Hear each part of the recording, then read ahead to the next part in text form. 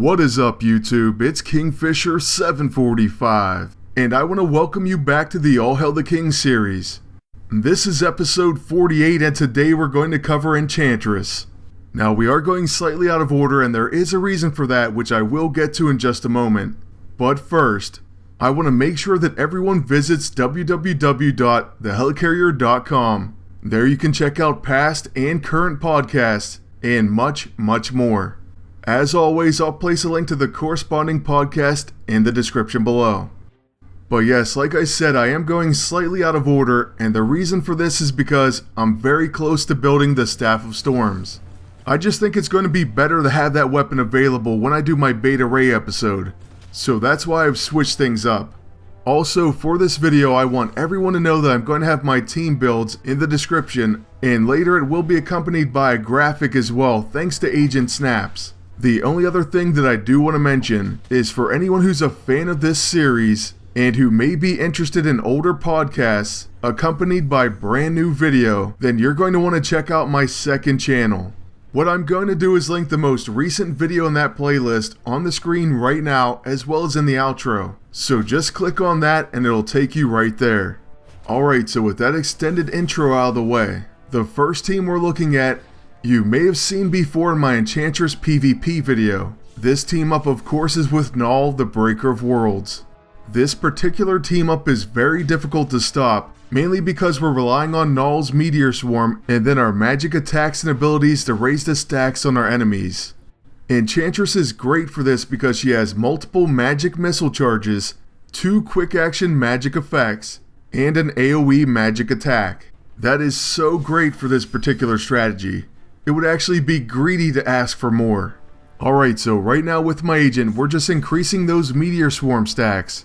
So there goes our Signpost, and we're going to follow that with the Twisted Gift. These are incredible items to use with Null, and they're also going to help out Enchantress as well, or at least the Twisted Gift will. This is because her level 9 Emerald Wave has Exploit Attrition. In my first look PvP video of Enchantress, I did mention that this ability had quite a bit of power. However, in this episode, you're going to see exactly what it can do. So you'll definitely want to keep watching for that.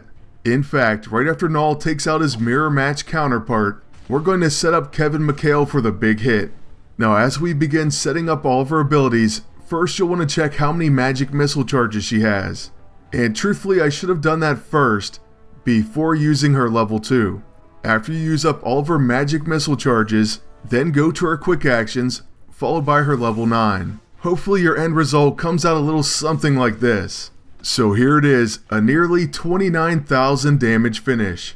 Oh, and remember, this is an AoE attack that ignores avoidance effects and hits through phased.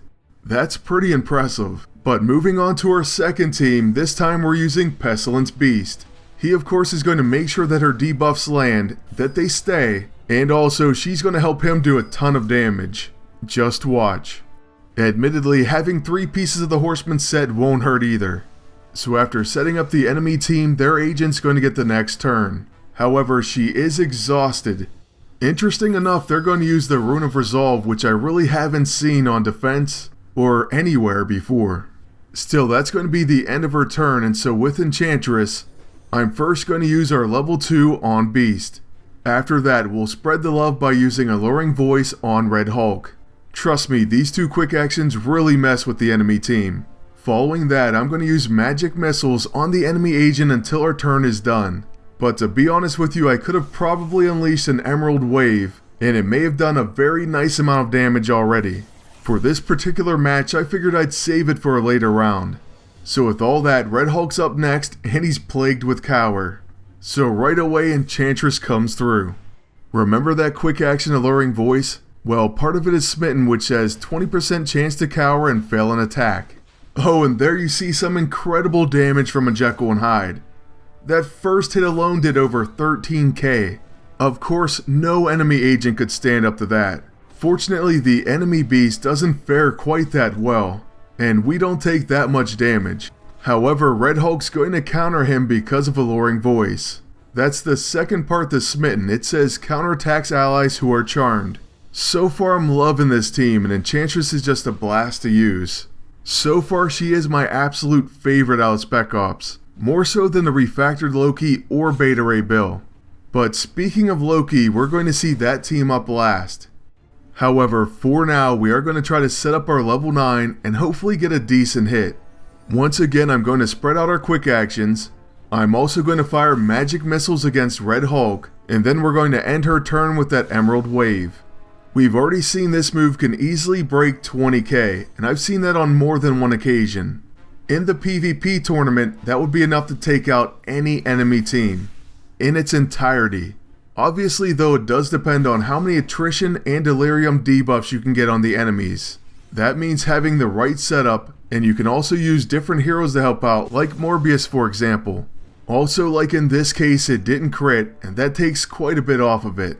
Fortunately, we have characters like Red Hulk hitting his own teammate for us. That right there kind of makes up for it. After that, we're going to use our own beast to finish off the enemy with our big hitting Jekyll and Hyde. Then with my agent up next, we should be able to finish this one out. So we'll start with the Hailstorm, and this causes a flash freeze proc. After that, I'm going to use the No Mercy, which should deliver a nice hit. Red Hulk is pretty heavily debuffed, so here we go with the Horseman set finisher. It's going to hit for over 19k non-crit. So that's the end of the second match. And now moving on to our third and final team. For the final team up, we're using Loki and Amora. And let me just say, this team can be a ton of fun, and they can go quite well together. However, there are so many teams using the Mystic right now, it can be somewhat of a nightmare. I'm not saying that you won't beat them, it just sets you back, and it draws out the match, which is really annoying. So for those reasons, I prefer the first two team ups much more. In this match though, it doesn't look like we're going to have that problem, because there's good old Pestilence Beast. Right away, Loki's Disorient does pay off as he attacks his own Havoc.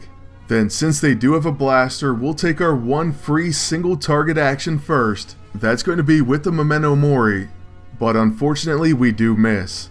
So next we're going to use the Ex-Oblivion to heavily debuff the enemies. It lands on all the enemies, and that's great because sometimes it does miss, and that really annoys me. Okay, and we are going to get exhausted by the Fire Tornado, but even if they didn't use that, I figured Havoc would use Plasma Spheres anyways. So with our only action from Enchantress, I'm actually going to try a very early Emerald Wave, and let's see what happens. We managed to crit Havoc, and it does 18,591 damage, knocking him out. I have to say, that was an unexpected surprise, but very pleasant. So now with Loki up again, we're going to use Fog of Chaos on Beast, and then because of Exhausted, that's the end of his turn. After that, the Punisher is going to use the Blackest Void, and Beast is going to follow her attack. Or I should say her non-attack. First, he does take Mind Games damage, and on top of that, he ends up missing our Enchantress. So it does look like we are closing in on victory with this one.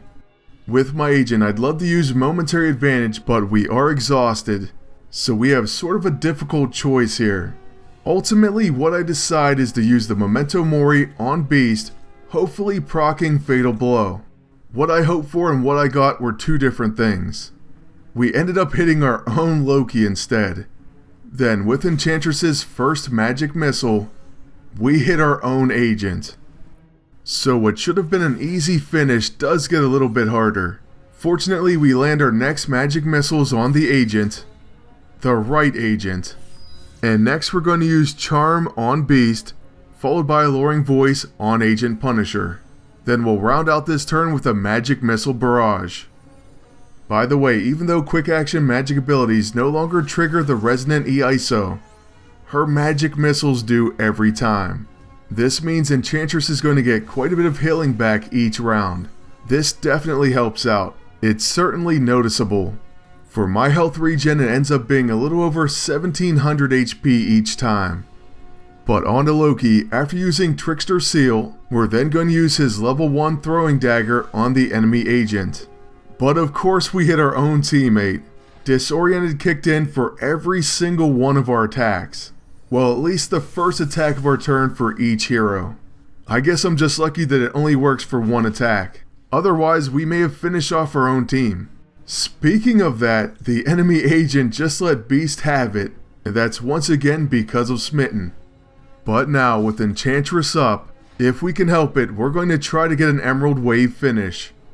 I'd like to see some big numbers on both of the enemies, so let's try to split this up just right. I also want to get their health somewhat even, and I definitely don't want them to live past this turn. Sure, Loki or their dots will finish them off, but that's not fun. The only thing I wish is that we could guarantee a crit. Oh well, let's put that final quick action on the Punisher, and here comes the moment of truth. Great news, she gets the finish, and we did have a 16k non-crit. If only that one would have critted, I'd love to see the numbers. I still think that was a great finish, so that's where this video is going to end, and I hope everyone enjoyed it. Lastly, I want to thank you all for watching, and ask you to please like, comment, and subscribe. Then until next time, good luck, and take care.